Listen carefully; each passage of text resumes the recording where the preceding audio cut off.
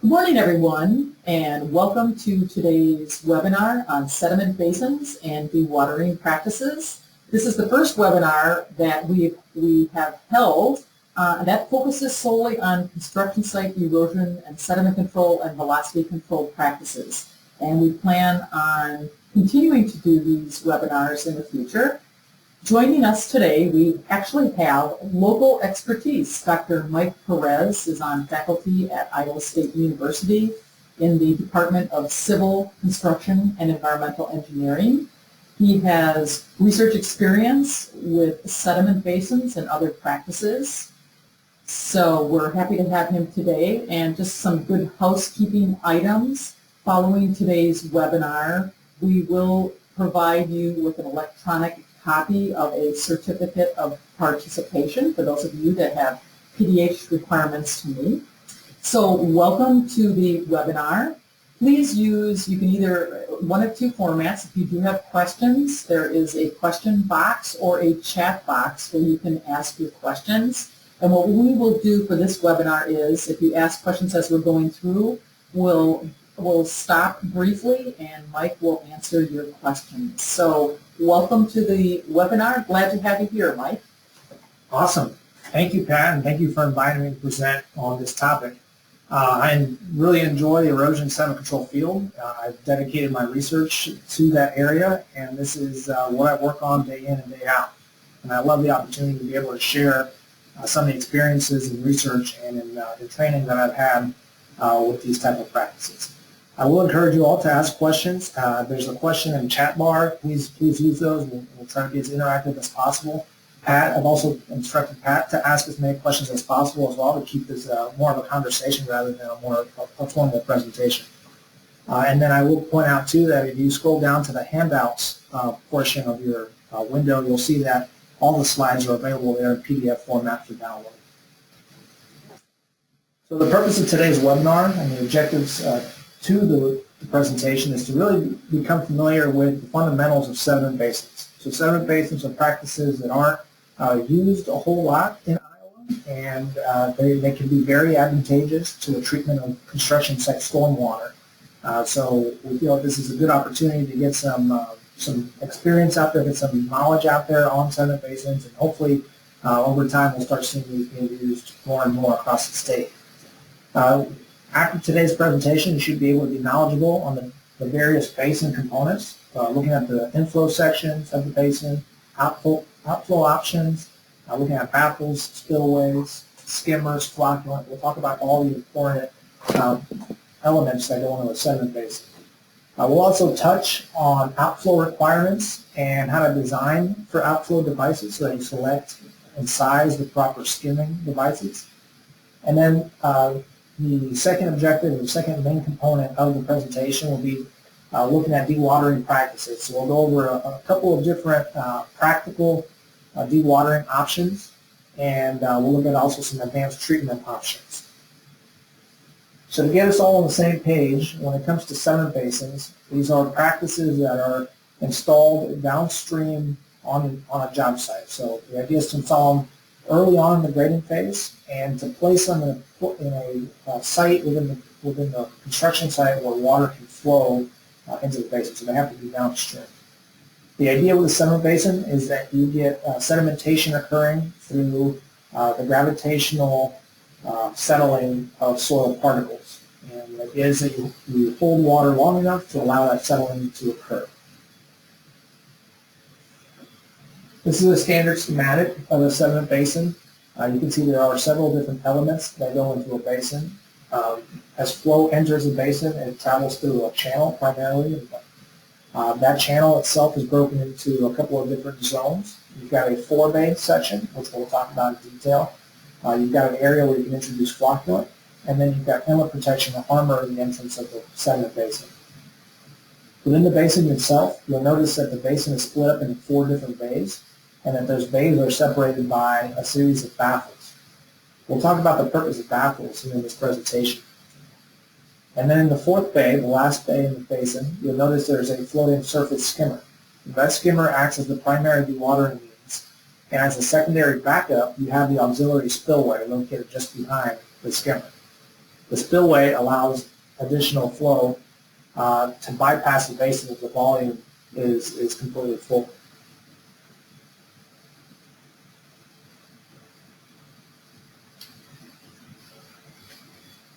And I'm getting some notes saying that the screen is stuck. So let's see if we can fix that.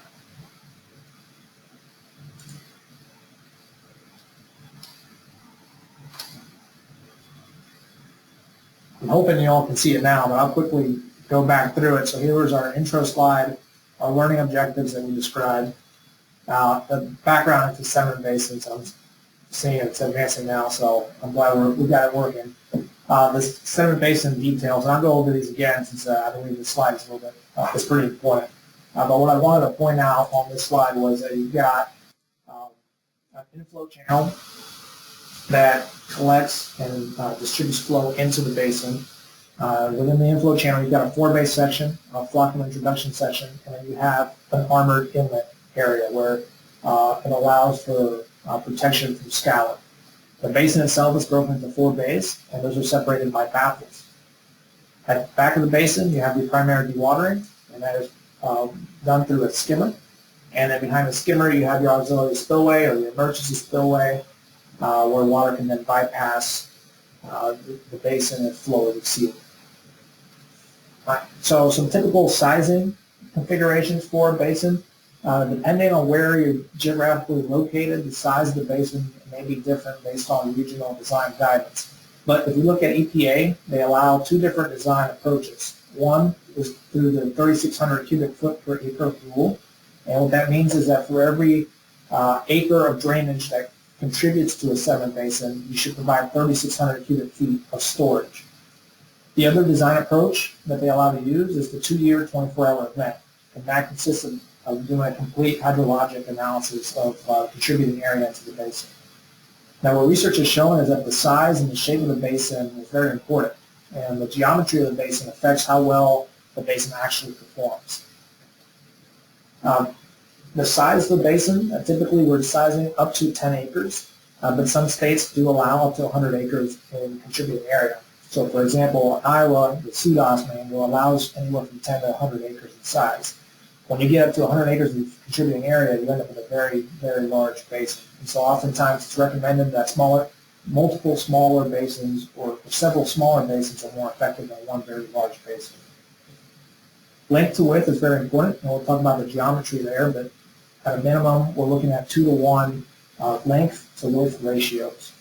And then on side slopes, we want to create side slopes that are stable, that won't slough, or won't fail. So 2-to-1 is typical. And then a depth of at least 2 foot of water impoundment. Spillways are also provided. With spillways, we want to make sure those are designed a little bit more robust. So we'll typically use a 10-year, 24-hour peak flow rate, and that allows us to bypass any flow that exceeds the capacity of the basin. When it comes to the skimmer is going to be designed to contain water in the basin for a period of anywhere from 2 to 5 days, so you get enough time for soil particles to settle out of suspension.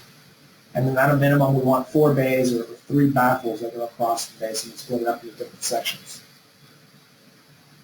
We do want the basin to be lined, especially the emergency spillway. That way we get some high velocity flow, that we don't create an erosion issue on the banks of the basin. Basins are commonly used when smaller practices are infeasible or just don't have the capability of treating large amounts of runoff or large flows of runoff, large volumes of runoff. And again, you want to install these early on in the grading operation so that you're able to treat storm water as soon as you have disturbance on site. Here's an image, a typical image of the sediment basin installed on a job site. You'll see they've done a good job here by installing a geotextile liner underneath on the bottom of the floor of the basin. That prevents soil from the basin itself from becoming a source of pollutant. You'll also notice you've got a skimmer installed on an outlet control box.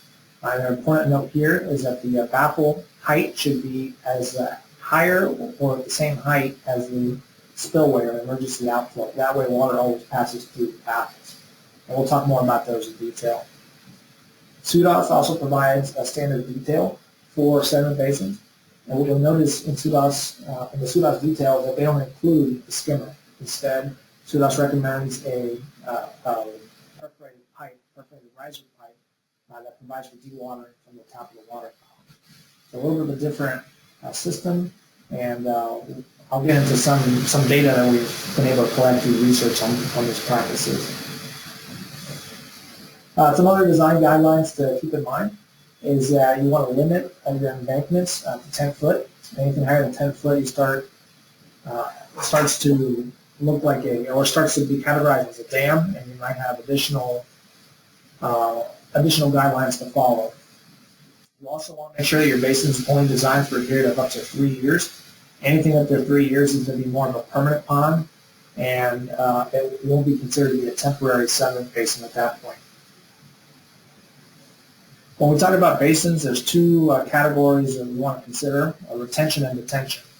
Retention is when you are capturing 100% of the water and detaining it indefinitely, where detention is a temporary detention of water for a shorter period of time. When it comes to construction site applications, retention isn't always going to be feasible because of the amount of flow and amount of runoff you might have, so we focus more on detention. The idea with detention is that we're containing water long enough for soil particles to fall out of suspension.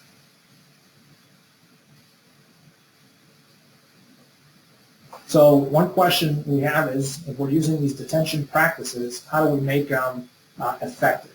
And so we want to make sure that contained water is going to remain there long enough for suspension or for settling of suspended particles to occur. We also want to make sure that the outflow is controlled so that we're detaining the water long enough. And then keep in mind that 100% removal of stormwater or 100% removal of sediment particles may not be feasible, but we can get pretty close with a well-designed or properly designed sediment basin. All right, one topic I'd really like to discuss is the design volume for a basin. So one thing with all erosion and sediment control practices is that we should be considering their site-specific application. And a practice that works in one part of the country may not necessarily work on another part of the country. So as an extreme example, this is a 2-year, 24-hour storm distribution for the state of California. And you can see where, depending where you are in California, you can have a 2-year, 24-hour rainfall depth anywhere between 1 inch to almost 11 inches of rain. So practices installed in the drier parts of Arizona or drier parts of California are not going to work in the coastal parts of California. So we want to make sure we do take that into consideration. Here in Iowa, we don't have as drastic of a difference in rainfall across the state. Our distribution is anywhere from 2.75 or 2 3/4 inches of rain in the northwest part of the state down to about 3.25 or up to 3.25 inches in the bottom part of the state. So knowing where you are could be an important design element to take into account. Now, the EPA and SUDAS recommend that 3,600 cubic foot per acre, and that's changed over time. Originally, it was an 1,800 cubic foot per acre sizing guidelines. With these equations here, they actually provide you a method of calculating what the site-specific volume sizing factor should be. So here, the variables P is your rainfall depth, and CN is your curve number, which is based on the soil or soil cover conditions. So it's a straightforward calculation, but a good way of looking at it is through this graphical representation. Here on your y-axis, on the left-hand side, you've got the volume sizing factor. And remember, those are cubic feet per acre. On your x-axis, that's rainfall depth. So if we had a design depth, we could plug in and then see what our volume sizing factor would result to.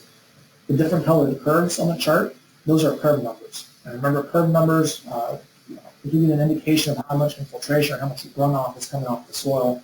It's based on the soil type, and it's also based on any cover on top of the soil. So a type A soil would be a soil that drains very fast. A type D soil is a soil more like clay where you're not getting a whole lot of infiltration, you're getting more runoff.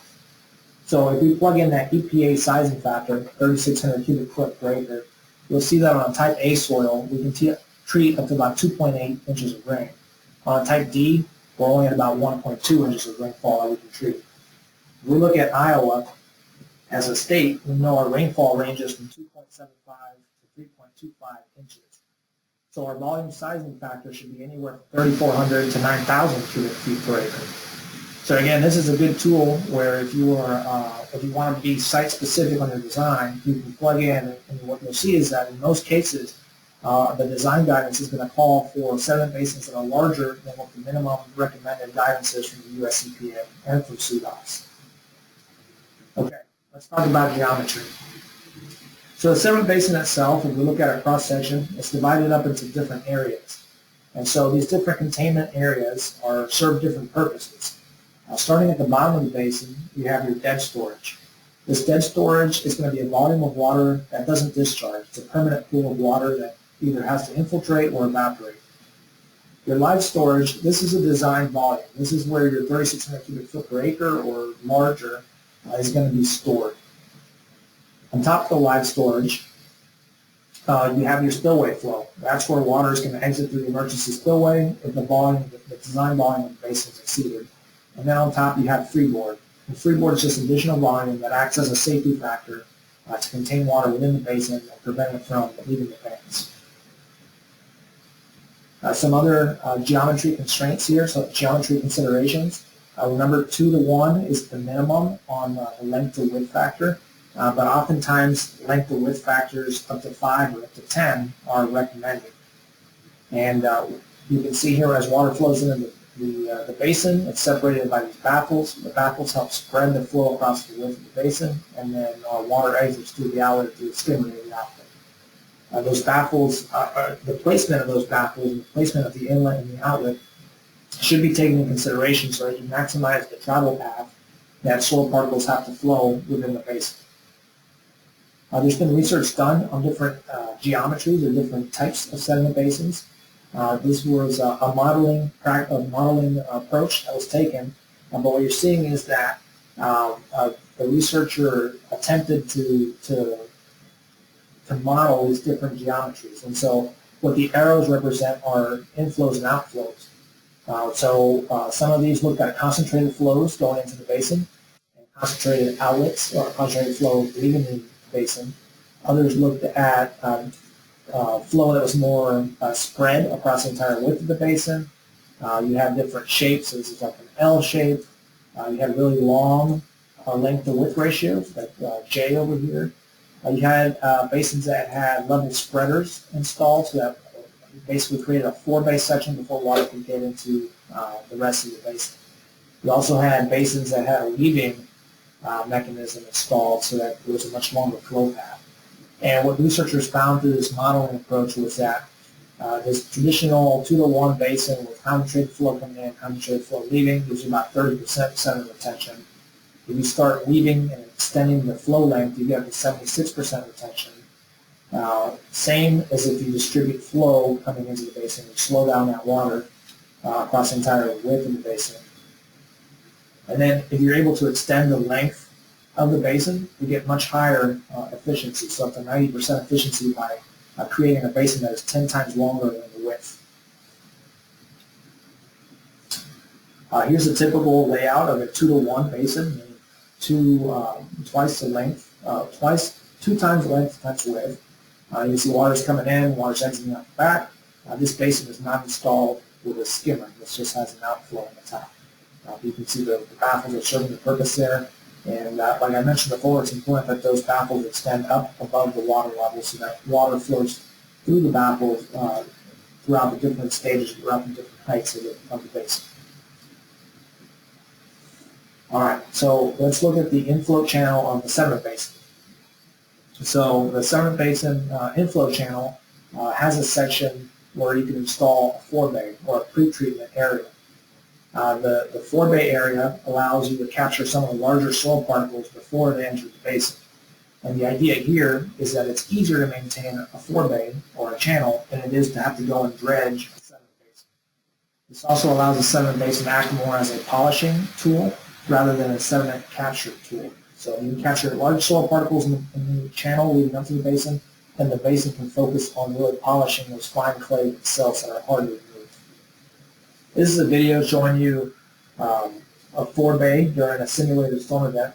And what you'll see is that this forebay, an excavated sump in the forebay, allows for some of those larger soil particles to fall out. And as what you'll see here is that a lot of those soil particles are, once they fall out in the channel, it's a lot easier to go in and remove those rather than waiting or trying to capture those inside the basin itself. One thing to point out here is that going back to the beginning of the video, you'll notice that a lot of material that was on the channel gets resuspended or gets picked up again as it's going into the basin. So providing maintenance in between storm events is important. Okay, baffles. So this is the standard detail for a baffle. This is looking at a cross-section of the basin. What you're seeing here is that the baffles are installed with a wired backing. So this is like a wire fencing. It's got standard T-posts driven into the ground, and then it's anchored to the side slopes of the basin. And then the baffle can be anchored to that wire fencing. We're using tie wraps, we're using like a C-ring clip or other type of attachment. The baffles themselves are made up of coconut cord or a jute-like material. There is a design or there is a specific size that we want to achieve on the opening size, and I'll get to that here in a little bit. But the whole idea of the base of the baffles is that it allows you to distribute flow across the basin width. Increases the flow length so that you don't have short circuiting occurring within the basin. It also helps dissipate energy, reduce turbulence, reduce resuspension, and then again, we're going to have 3 baffle rows that create 4 bays.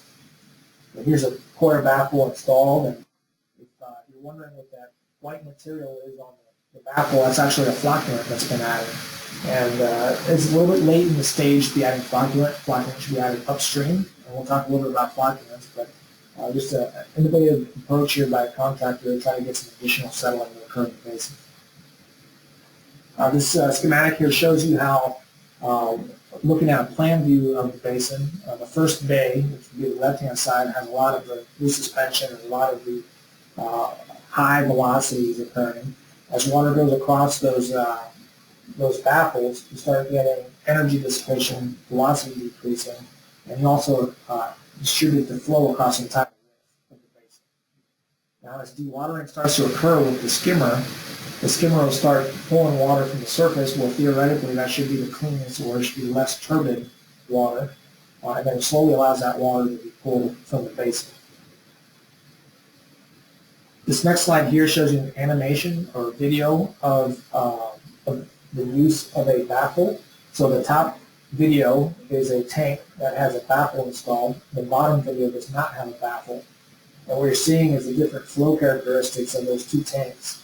The top tank, you can see that the baffle is doing a pretty good job at reducing the amount of flow through between those 2 segments of the tank. Or in the bottom, you have a more widely mixed or a homogeneous mix of that dye material that was introduced. So imagine having 3 baffles in this series. You can imagine how effective that would be.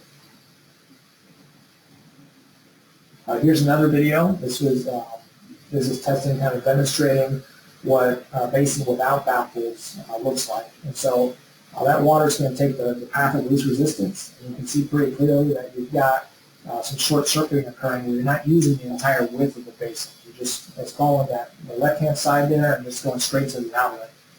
So you end up with a lot of wasted volume in the basin where you're not really occupying that space for settling.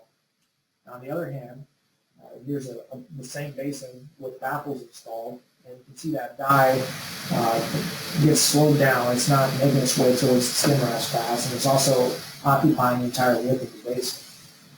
And so eventually what you end up seeing is that that distributed width allows the soil particles to slowly get into the basin and use the entire effective width.